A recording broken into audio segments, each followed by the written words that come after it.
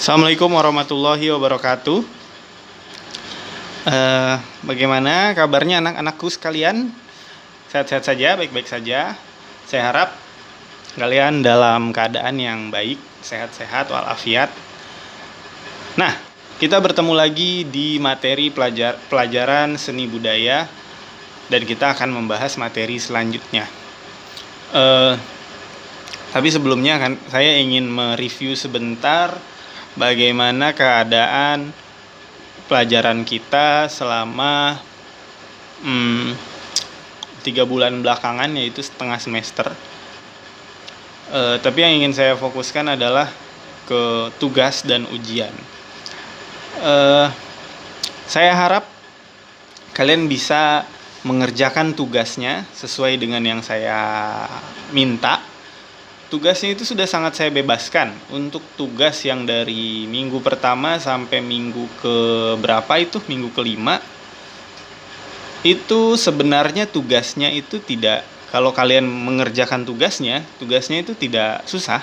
Saya cuma memberikan 2 pertanyaan di Google Form dan tinggal kalian jawab di Google Form. Tapi ada nama-nama yang tidak ada di rekapan Google Form. Maka dari itu saya berikan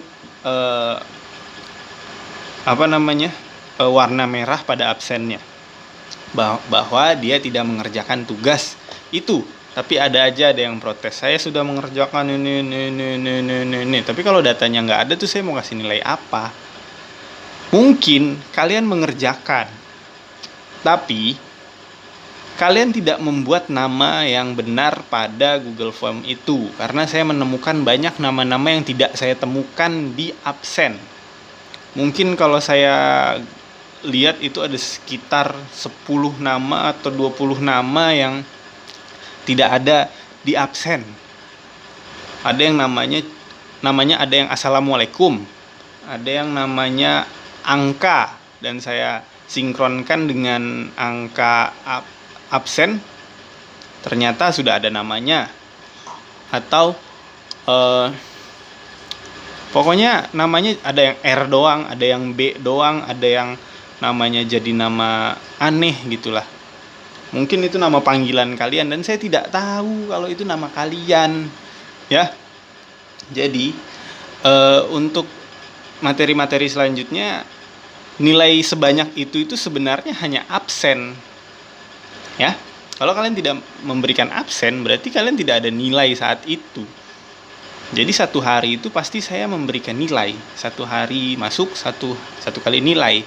Nanti nilai itu akan diakumulasikan menjadi nilai pengetahuan. Nah, 4 minggu selanjutnya, 4 minggu terakhir, ada di minggu pertama di 4 minggu terakhir itu adalah tugas menggambar bentuk. Tugasnya itu hanya menggambar sesuatu benda di kertas selembar, dan kertasnya kertas HVS.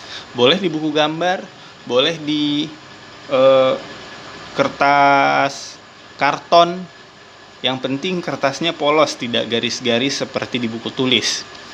Hanya membuat sketsa benda yang biasa kalian buat di kelas 11. Yaitu cuma gambar-gambar sederhana garis-garis. Nah, 3 minggu terakhir adalah berkarya seni lukis. Di situ saya minta objeknya adalah buah-buahan. Tugas pertama adalah membuat sketsa di atas kanvas, dan harus kanvas, tidak boleh buku gambar. Kemudian kalian mengirimkan foto proses menggambar atau melukis, proses melukis. Yang ketiga adalah kalian mengirimkan hasil akhir dengan format yang saya berikan. Formatnya itu adalah nama di atas, kemudian ada keterangannya itu adalah judul karya, ukuran, tahun pembuatan, media berkarya, medianya pasti kanvas dan cat. Kemudian aliran yang kalian buat itu aliran apa? Format itu adalah format dalam sebuah katalog karya seni. Kalau kalian lihat ini, Lihat di atasnya itu ada nama, terus ada karya, kemudian ada keterangan judul, ada media, ukuran, tahun pembuatan, dan di bawahnya adalah makna. Itu adalah format untuk membuat sebuah katalog seni rupa. Dan itu akan saya jadikan sebuah katalog seni rupa. Saya minta tugas yang terakhir itu adalah dengan background berwarna putih, ya, dengan format Word saja juga nggak apa-apa, atau PDF, terserah kalian. Yang penting warna backgroundnya putih. Jangan kalian membuat tugasnya seperti lagi update status. Ada karyanya besar, terus di bawahnya ada tulisan banyak, berderet-deret, terus backgroundnya itu background warna kuning lah, merah lah, oranye, pink, hijau. Saya mintanya harus sesuai dengan format yang saya berikan di penugasan. Di Google Classroom juga penugasannya masih ada, itu pasti kalian kalau buka Google Classroom masih ada itu. Nah, nilai itu yang kosong nanti nilainya akan saya share di grup lagi. Nilainya masih banyak yang kosong. Karena nilainya masih banyak yang kosong, pasti nilai PTS kalian jelek-jelek semuanya. Ya. Kalau ada yang kosong pasti nilainya jelek-jelek. Dan kalian harus ingat di kelas 12 ini standar nilai KKM-nya adalah 78. Kalau di bawah 78 berarti nilai kalian itu jelek sekali. Ya. Nah, itu tugasnya. Nanti minggu depan akan saya berikan bagaimana sistem penugasan susulan selanjutnya. Dan saya akan memberikan batas waktu pengerjaan tugasnya. Kalau masih tidak dikerjakan tugasnya, ya berarti berarti nilai akan saya kosongkan, dan itu nilai akan diakumulasikan ke nilai akhir semester. Kalau nilai akhir semester kalau belum dirubah juga nilai akhir semesternya, berarti di akhir semester nilainya akan tetap jelek. Sampai kalian lulus pun nilai akan jelek. Ya. Review yang kedua adalah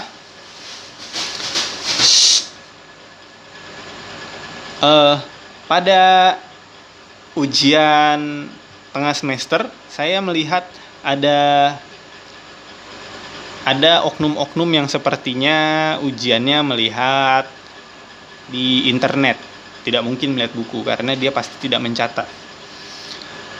Melihat di internet, kenapa saya bisa tahu melihat di internet? Karena dalam materi-materi akhir itu saya menjelaskan tentang gayanya adalah gaya bentuk formal, gaya ketetapan objek, gaya ekspresi, gaya emosi, dan gaya fantasi. Gaya bentuk formal itu aliran yang ada dalam gaya bentuk formal, gaya ketetapan objek itu realis, naturalis. Gaya bentuk formal ada naturalis dan romantis. Gaya emosi ada gaya ketetapan objek ada realis, naturalis, dan impresi. Gaya emosi ada romantis, abstrak, dan ekspresif. Di gaya fantasi ada surrealis dan fantasi, aliran fantasi. Nah, hanya ada berarti 3, 4, 5, 6, ada 8 aliran yang saya sebutkan. Tapi di dalam ujian kalian ada aliran-aliran yang tidak saya jelaskan sedikit pun. Bahkan saya tidak menyebutkan aliran itu. Tapi ternyata ada keluar aliran dadaisme. Emang kalian mengerti aliran dadaisme itu seperti apa? Tapi ada aliran dadaisme itu memang ada. Kemudian ada juga yang membuat aliran fauvisme. Dia mengetik aliran fauvisme seakan-akan dia mengerti aliran itu. Ada juga pop art, ada juga kubisme. Itu aliran-aliran yang saya sebutkan aja enggak. Di buku juga tidak ada. Di buku juga tidak ada dijelaskan aliran itu. Maka dari itu saya menyimpulkan itu adalah nyontek ke Google.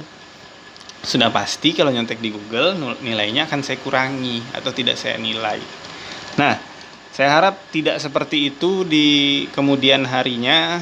Jadi kalian berlakulah jujur, berlakulah adil, lakukan sebaik mungkin dengan yang kalian bisa, tapi dengan kerja keras. Jadi kalian harus belajar dulu, baca, lihat, perhatikan penjelasan saya. Kalau perlu dicatat, kalau kalian punya otak yang encer banget ya diingat juga nggak apa-apa.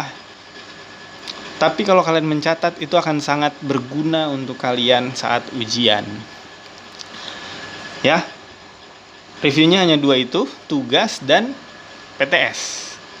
Di selanjutnya kalau kita masih COVID berarti kita masih ujian online. Berarti proses pemberian ujiannya masih sama seperti kemarin. Kalau ada jawaban-jawaban seperti itu pasti akan saya kurangi nilainya. Nah, seperti yang tadi saya jelaskan, tugas yang kosong tetaplah kosong, tidak akan saya isi, tidak akan saya tambah sampai kalian berusaha untuk memperbaiki nilai tersebut. Oke, begitu saja reviewnya dari 3 bulan sebelumnya.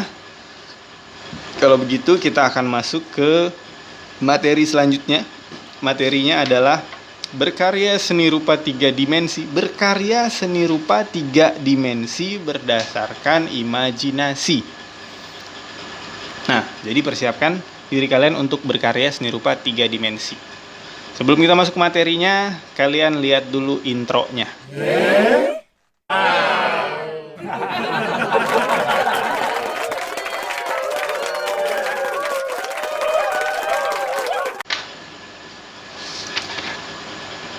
Nah, kita akan masuk ke materi yang namanya adalah judul besarnya berkarya seni rupa 3 dimensi berdasarkan imajinasi. Berkarya seni rupa 3 dimensi berdasarkan imajinasi. Nah,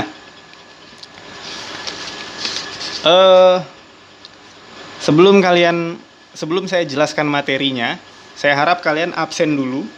Absen itu akan saya nilai karena ada tugas di absennya. Cara absennya adalah dengan cara kalian komen di kolom komentar. Komentarnya adalah nama kalian. Setelah nama, kalian buat kelas. Nah, nama itu yang sangat penting ya. Kalau namanya nggak jelas dan kelasnya tidak jelas, saya tidak bisa menilainya. Yang paling saya ingat tuh, paling sering itu ada si Yuga, kelas IPS 5, itu sering kasih namanya Bang Yuga. Ya kan? Jadi saya harus nyari dulu Yuga. Harusnya sebenarnya itu formatnya sudah langsung ke susun. Jadi saya tidak harus cari-cari lagi. Atau namanya ada yang namanya Batong lah, ada yang namanya apalah, Acil lah, aneh-aneh lah namanya yang membuat saya tidak bisa untuk menilainya. Nah, cara absennya adalah kalian membuat nama dan kelas di kolom komentar supaya saya tidak mengeluarkan Google Form terus. Jadi kalian supaya gampang, kalian tulis di kolom komentar. Kalau nanti ada yang bilang, Pak saya udah, kan bisa kalian cek sendiri kolom komentar nama kalian ada enggak. Nah, nah di kolom komentar itu pasti sudah terlihat kalian nontonnya jam berapa, kalian komennya jam berapa, tanggal berapa, hari apa. Hari absen juga menentukan nilainya ya. Nah, selain nama dan kelas, kalian juga harus memberikan tugas, nama, kelas, dan tugas. Tugasnya adalah kalian perhatikan gambar yang akan saya tampilkan berikut. Perhatikan gambar berikut ini.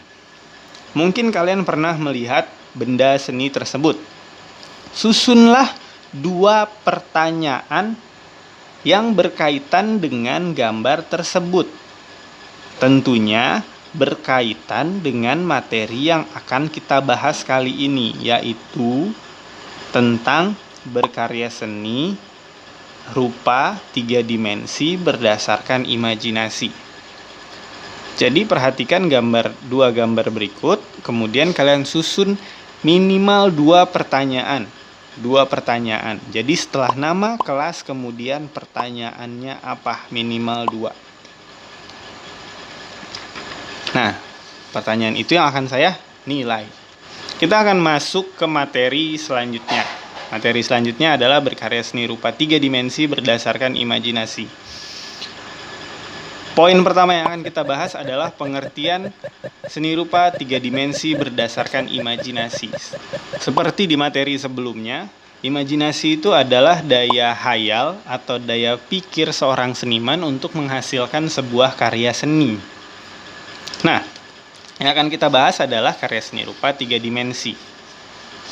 Merujuk dari materi di kelas 10 dan kelas 11, karya seni rupa 3 dimensi itu adalah karya yang memiliki 3 ukuran, yaitu kalian sudah tahu, panjang kali lebar kali tinggi atau ketebalan.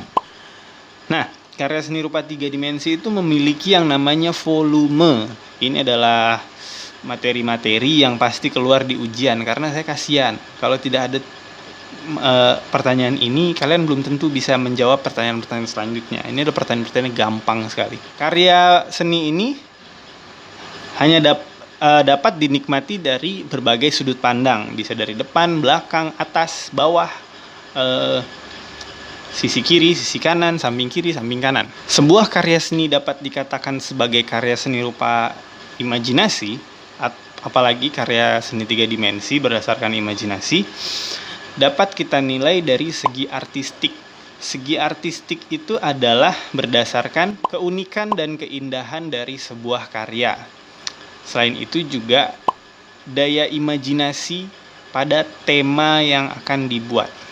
Selain itu, keragaman media dan keunikan teknik yang dia gunakan. Semakin beragam material dan teknik yang digunakan, atau semakin indah dan unik karya tersebut, akan semakin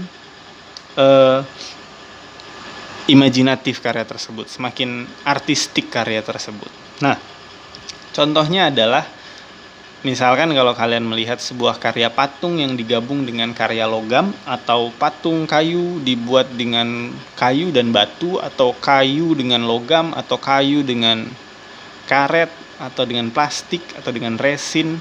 Nah, itu akan menjadi sebuah karya. Itu adalah salah satu contoh sederhananya karya yang imajinatif dan artistik. Berikut akan saya perlihatkan beberapa karya seni rupa 3 dimensi yang imajinatif dan artistik. Nah, ini karya-karya berikut ini akan membuka daya imajinasi kalian dan daya kreativitas kalian. Silakan kalian lihat beberapa karya berikut.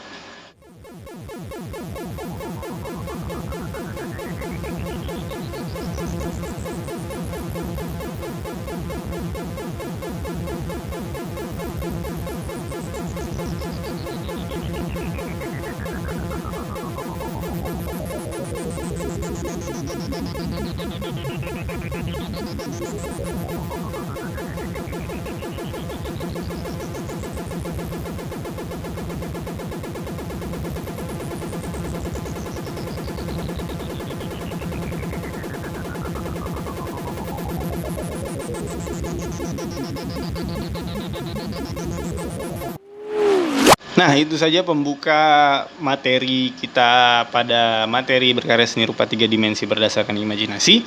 Kita akan lanjutkan minggu depan. Jangan lupa absen dengan nama, kelas, dan pertanyaan. Kalau kalian menonton video dari awal sampai akhir, berarti kalian tahu bagaimana cara untuk absen. Absen itu akan saya nilai. Nah, sampai sini dulu perjumpaan kita, dan ingat, jangan nyontek-nyontek lagi, dan jangan lupa untuk melengkapi tugas-tugasnya. Sekian dulu dari saya. Assalamualaikum warahmatullahi wabarakatuh. Dadah.